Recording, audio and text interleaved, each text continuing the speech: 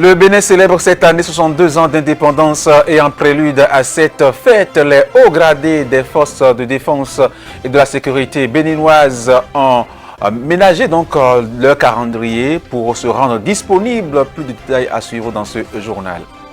30 opposants arrêtés durant la présidentielle d'avril 2021 qui avaient été émaillés de violences au Bénin sont mis sous contrôle judiciaire. Parmi les personnes libérées figurent les responsables et de jeunes militants du parti d'opposition, les démocrates. Quelques Béninois donnent leurs avis sur la nouvelle. Et puis en interactualité, les Sénégalais s'apprêtent à désigner leur nouveau député dimanche. À quelques jours du scrutin, certains d'entre eux voit ces élections comme un avant-goût de la présidentielle de 2024 pour laquelle l'opposition espère imposer une coalition au président Macky Sall et de le décourager de se représenter. Voilà pour le sommaire, le développement dans un instant. Mesdames, Messieurs, bonsoir. En prélude à la fête de l'indépendance du Bénin qui aura lieu le 1er août 2022, les hauts gradés des forces de défense et de sécurité béninoises ont ménagé leur calendrier pour se rendre disponibles à la presse afin de répondre aux différentes préoccupations liées à l'organisation du défilé de cette année. Un coin de voile est levé sur les innovations avec le vice-président du comité de pilotage du 1er août 2022. Participe au défilé militaire du 1er août 2022 un effectif total de 3500 personnels militaires et paramilitaires pour un nombre total de 71 moyens roulants. Je parle de véhicules et motos comprises. La durée prescrite est de 1h30 maximum. Voilà un peu le cycle de façon successive, comment le cérémonial de cette année va se dérouler. On parlait tantôt de l'innovation, je vais en citer environ 5. Déjà, je viens de parler du jardin de Mathieu, qui constitue le lieu de dépôt du GEP de cette année par rapport à la place qui est à Klakodji qu'on appelait Monument aux morts. D'accord. Ensuite, il y a le lieu du défilé proprement dit, le boulevard de la Marina, alors que les célébrations précédentes se déroulaient sur le boulevard des Armées. Il y a cette année aussi que la garde nationale participe pour la première fois à son défilé du 1er août avec 3 pelotons. Avec une autre particularité, c'est que la garde nationale défile avec un peloton féminin qui exécute, s'il vous plaît, la marche para. Un peu pour symbole du lieu, de la place du monument des Amazones qui a été érigé. Ensuite, il y a le commandant Kounoudji qui est ici aussi, qui participe avec son bataillon, le 1er bataillon de transmission, au défilé pour la première fois, avec un peloton. Et enfin, il y a une section de motocyclistes qui participent aux opérations du Mirador, qui, cette année aussi, a été invité à participer au défilé du 1er août 2022. Voilà les innovations majeures qui entrent en fait dans les manifestations du défilé du 1er août 2022. Et quand vous avez observé il y a quelques jours dans la ville de Cotonou, vous constatez donc que ce site-là est totalement excentré. Et je pense que c'est une décision salutaire, une décision des autorités pour permettre quand même que pendant le défilé, qu'il y ait moins de nuisances. L'axe choisi, le boulevard de la Marina, puisque c'est de lui qu'il s'agit, est totalement au sud de Cotonou, c'est le long de la mer. Et donc, au quotidien, vous comprenez que ce n'est pas un axe qui est suffisamment exploité, comparativement peut-être au boulevard des Armées, où vous voyez la place de l'Étoile Rouge, où il y a beaucoup d'axes qui débouchent. Et donc, vous pouvez être déjà rassuré, il y aura moins de nuisances. Mais il y aura de nuisances, c'est normal, puisque à événement exceptionnel, mesure exceptionnelle. Et je pense que c'est beau, c'est plaisant de voir, hein, et c'est légitime de voir ces forces armées défiler, et on s'en réjouit. Mais la petite contrepartie que les forces de défense et de sécurité vous demandent, c'est cette petite nuisance-là. Je l'annonçais en titre, la justice béninoise a remis en liberté mercredi, jour de la visite du président français Emmanuel Macron à Cotonou, 30 opposants arrêtés durant la présidentielle d'avril 2021 qui avaient été émaillés de violence. Parmi les responsables et les personnes libérées figurent des responsables et de jeunes militants du parti d'opposition, les démocrates. Les 30 opposants ont été placés sous contrôle judiciaire. Quelques Béninois donnent ici leurs avis sur la nouvelle. Ils sont au micro de Olive Biaou et Mathieu Sossou. C'est une bonne chose. Ça, c'est une prérogative du président de la République. En tant que père de la nation, il a bien agi. Moi, j'étais seulement à le saluer et lui dire mes sincères remerciements. Non, c'est une bonne nouvelle. C'est une bonne nouvelle. Et moi, je pense, ça, ceux qu'on a libérés là, bon, selon moi, c'est des frétins. C'est des frétins. Il faut passer à l'acte. Non, mais il faut commencer quelque part. Hein? Moi, je félicite même le président Talon. Ça, c'est un pas de plus. Mais c'est des frétins selon moi. Il faut penser, surtout, il faut voir les exilés. C'est les rocas de ce pays. Hein? On ne peut pas... Ce pays doit être construit par tous les Béninois. Et on a besoin de tous les Béninois pour construire ce pays. Ce n'est pas en exil ou bien ailleurs qu'on peut construire ce pays. Hein? Donc, ce que je demande à notre président, d'être humble et de pardonner. Sur cette terre, bon, combien d'années on va faire sur terre? Il faut pardonner et il faut pardonner. Et détenu politique de Jolé, Bravo, Togan, élève, Ikudo, Blelenta, Kondo, Rukiat, Madjugo, Kodo, Aïvo, Bono, Men, élève de Soir et Nicheti, Bono, Torido, FIFA. Le Bénin célèbre cette année 62 ans d'indépendance. Dans le secteur de l'éducation, plusieurs mutations ont marqué l'histoire du pays. Des avancées significatives qui font donc la particularité du système éducatif. Une équipe de la rédaction s'est rapprochée d'un observateur averti de la vie éducative du Bénin et qui nous parle ici du parcours de l'école béninoise de 1960 à nos jours. Après le soleil des indépendances, on pourrait penser que le colon est parti avec son héritage. Mais malheureusement non. Depuis l'indépendance, le système éducatif béninois a connu 3 réformes majeures. Au départ, avec l'indépendance en 1960, nous sommes partis avec un programme français et qu'on a après remplacé par le programme Grosse Tête d'Ossiovo, dont on va se souvenir parce qu'on a tendance à l'oublier. Et juste après ce programme de Grosse Tête d'Ossiovo, on a eu le programme de socio-constructivisme et puis on a eu enfin actuellement le programme APC, entendons par là donc le programme de l'approche par compétences. Toutes ces réformes ont eu leur dose de réussite, mais aussi des insuffisances.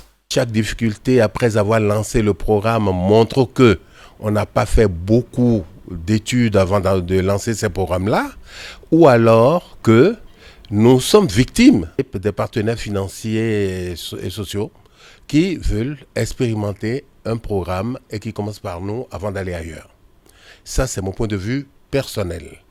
Alors, si c'est des expérimentations comme ça, c'est sûr que nous allons passer par des hauts et des bas, et ce qui ne nous fera pas avancer, et ce qui ne nous a pas fait beaucoup avancer jusqu'à ce jour. Alors, on dira que si on prend le dernier cas que j'ai cité, l'approche par compétence, vous avez vu qu'entre-temps, on ne parle plus de la dictée et les inconvénients se sont ressentis et tout doucement, nous revenons maintenant à la dictée et avec des programmes qui n'ont jamais tenu compte, depuis que nous sommes partis à l'indépendance, du bilinguisme. Et ça, c'est un grand défaut dans l'environnement économique dans lequel nous sommes, qui est la CEDEAO. Au niveau supérieur, le Bénin a connu l'avènement des universités privées. Quant au supérieur, en 1992, rappelons-le, une grande perturbation ou une grande innovation a été posée dans le pays où je suis le pionnier, ça fait 30 ans déjà, où nous avons ramené le supérieur privé au Bénin. Alors, ce supérieur privé, très vite, puisqu'il n'existait pas à trouver ses lettres de noblesse au Niger, en Côte d'Ivoire, on est revenu au Bénin créer le BTS. Et puis, du point de vue formation et système de formation, nous avons été du système classique au LMD, et le LMD qui a pris naissance en 2010.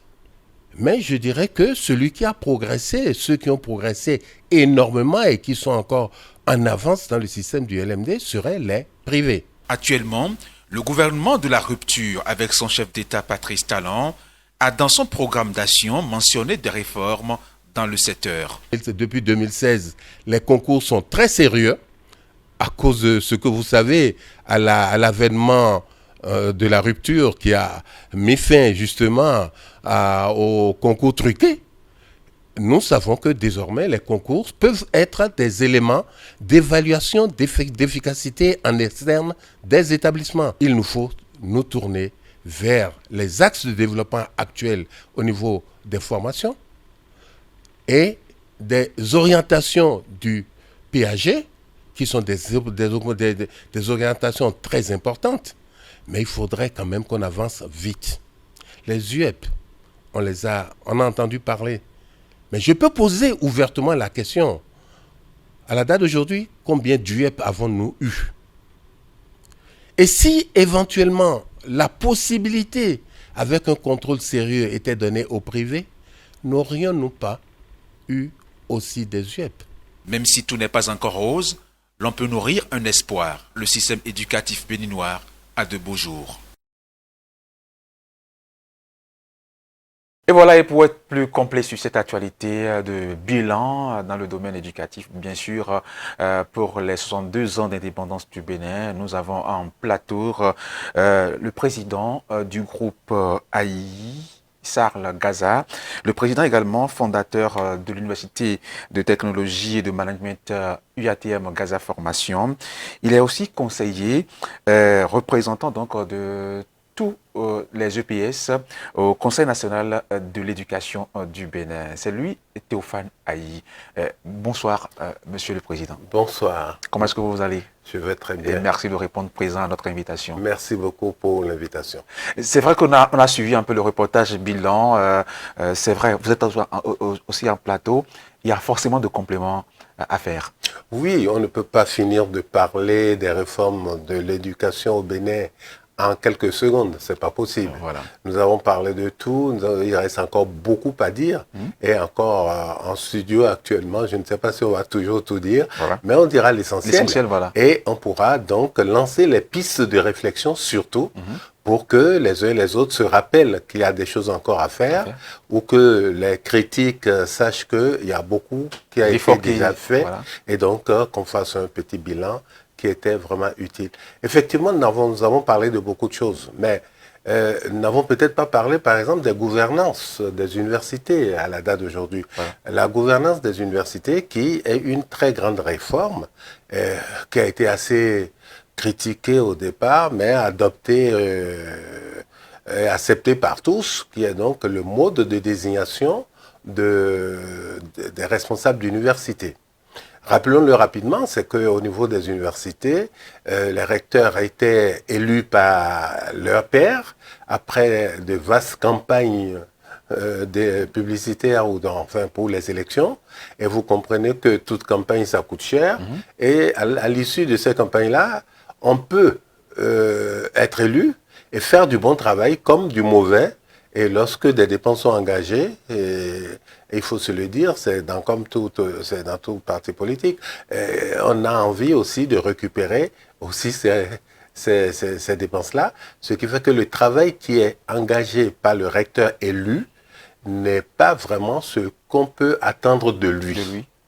Dès lors, le gouvernement actuel a dit qu'il faut mettre de l'ordre dans tout ça par la désignation par le gouvernement, donc par appel à candidature d'un certain nombre de gens pour briguer le poste de recteur ou de vice-recteur ou d'autres postes de responsabilité à l'université. Ce qui est intéressant, ce n'est pas seulement les enseignants de l'université qui peuvent être candidats, puisque l'université, rappelons-le, j'en ai une et je la dirige comme une entreprise. L'université, tu dois être dirigé comme une entreprise. Et à partir de ce moment, des gens qui se sentent capables et qui sont dans le domaine de l'éducation ou vraiment qui ont la poigne de pouvoir diriger une université, peuvent aussi être candidats. Et c'était là l'une des innovations du projet. Il y a aussi, à l'avènement de ce gouvernement, c'est-à-dire de la rupture, une lutte menée contre les universités privées non reconnues par l'État et avec beaucoup de fermetures d'universités privées. Et comment est-ce que vous appréciez un peu ces réformes-là? Non, c'est de très bonnes réformes et je dirais que nous avons perdu du temps dans cette réforme-là parce qu'aujourd'hui, on ne serait pas là. Okay. On n'en serait pas là. Pourquoi? Le système est tel qu'il faut y mettre de l'ordre. Et je le dis avec vigueur et véhémence. Il faut y mettre de l'ordre.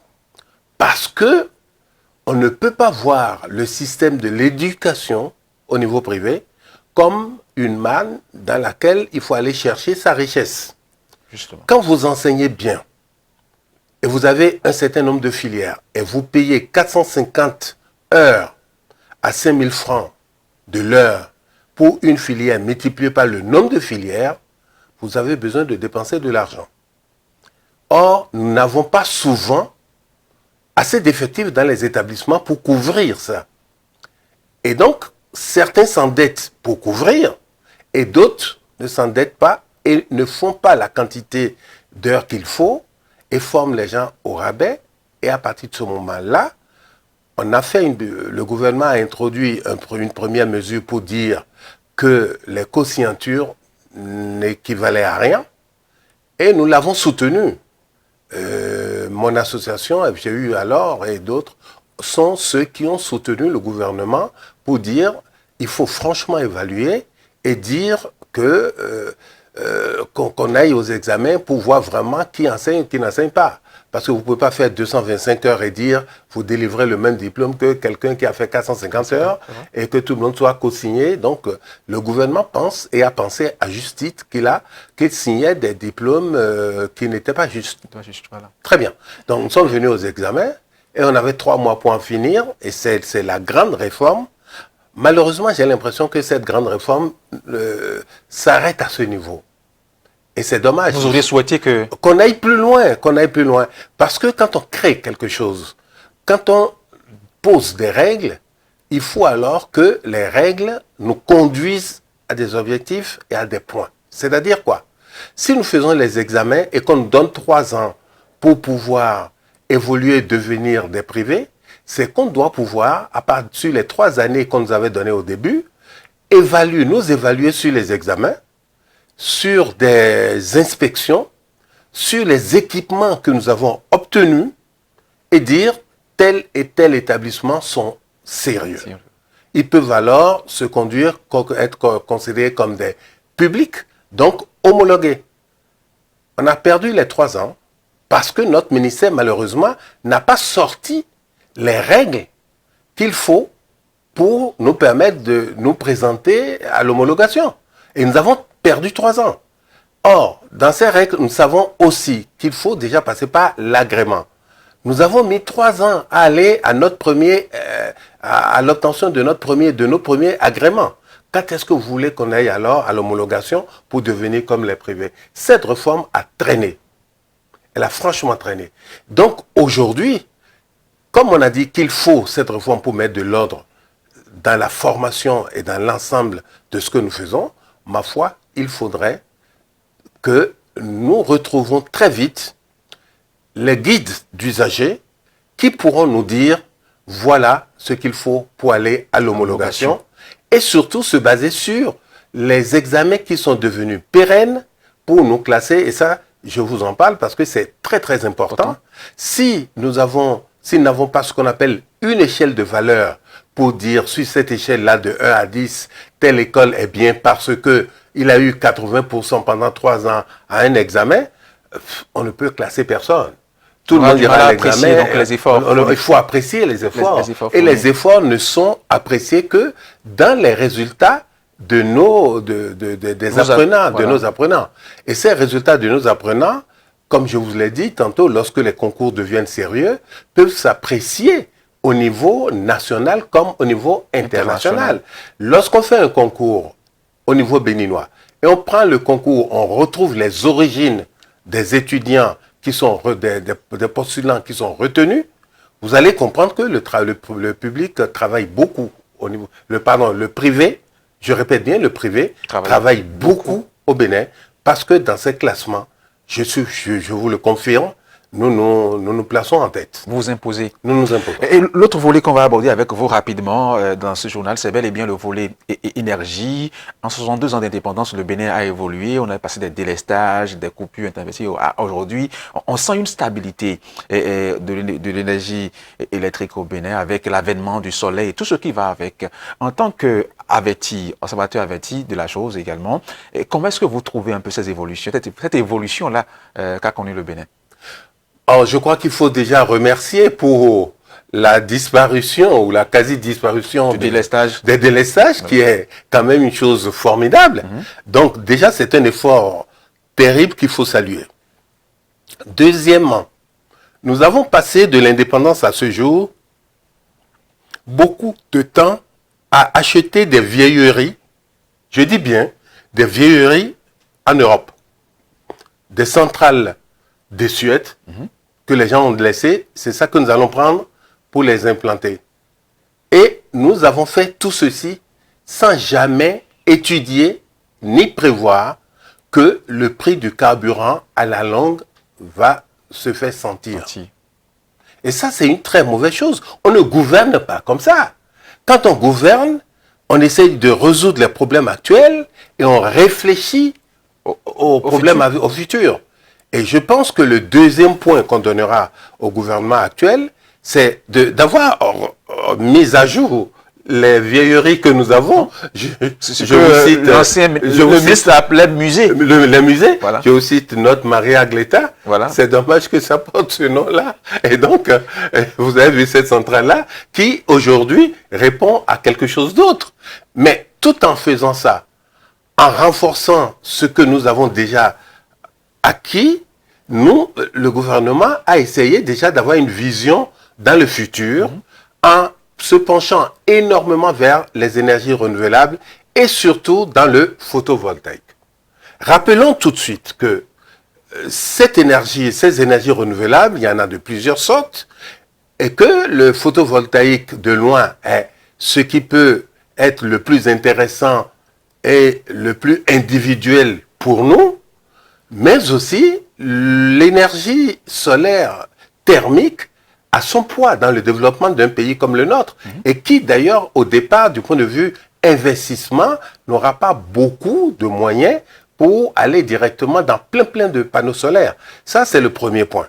Le deuxième point, du point de vue énergie renouvelable, est-ce que le photovoltaïque est-il le seul? Nous devons penser alors aux éoliennes offshore.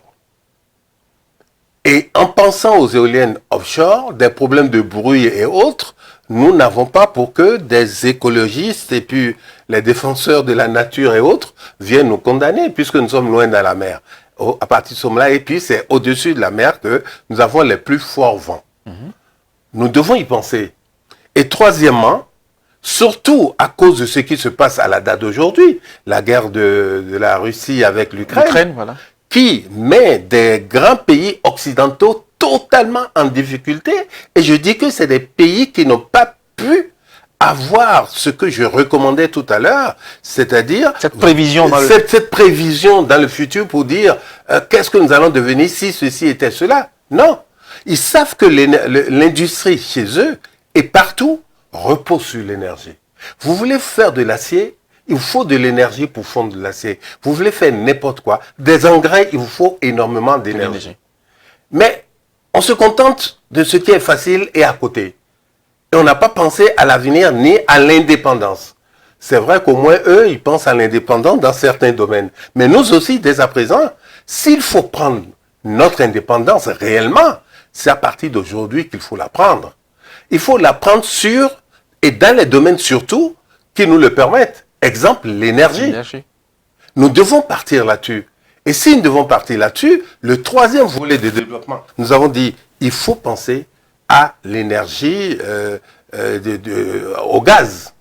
Donc, l'hydrogène qui, à la date d'aujourd'hui, est une énergie à notre portée dans laquelle nous devons nous lancer sans réfléchir, c'est cette énergie qui est l'hydrogène, qui est d'ailleurs le complément de l'énergie solaire et des panneaux photovoltaïques, qui doit nous amener à notre libération totale en énergie. Et je le dis et je signe, personne ne peut dire le contraire. Le solaire se stocke mal. Or, lorsqu'on prend le solaire pour refaire de l'hydrogène que nous allons qualifier de l'hydrogène vert, à partir de ce moment-là, le soleil va se stocker sous forme de gaz d'hydrogène. Or, ce gaz d'hydrogène, où est-ce qu'on va l'utiliser? On l'utilisera partout dans notre vie. On l'utilisera à la cuisine, on l'utilisera dans les grands bus, dans les grands camions, dans les grandes voitures et les voitures de luxe. Ils seront alors des engins à gaz. Les cuisines seront donc des cuisines à hydrogène. Et puis, tout ce que nous avons autour de nous serait à partir de ça. Merci beaucoup, Monsieur Théophane Ayi. Vous êtes président du groupe Aïsal Gaza Formation également. Vous êtes fondateur plutôt de l'Université de technologie et de management UATM Gaza Formation. Vous êtes également membre et conseiller donc au CNE, Conseil national de l'éducation. Merci donc pour ces éclairages. Merci pour ce bilan que vous avez vous avez aidé à faire dans le domaine de l'énergie également, de l'éducation. Je pense que notre plateau, il reste toujours disponible pour vous accueillir quand vous voudrez, bien sûr. Merci beaucoup. Mesdames, Messieurs, ce journal se poursuit. Nous allons maintenant parler de l'information au niveau international. Au Sénégal, les élections législatives du 31 juillet 2022 se préparent avec des acteurs divisés. Dès l'entame du processus électoral, le pays est entré dans la période de la pré-campagne vendredi dernier.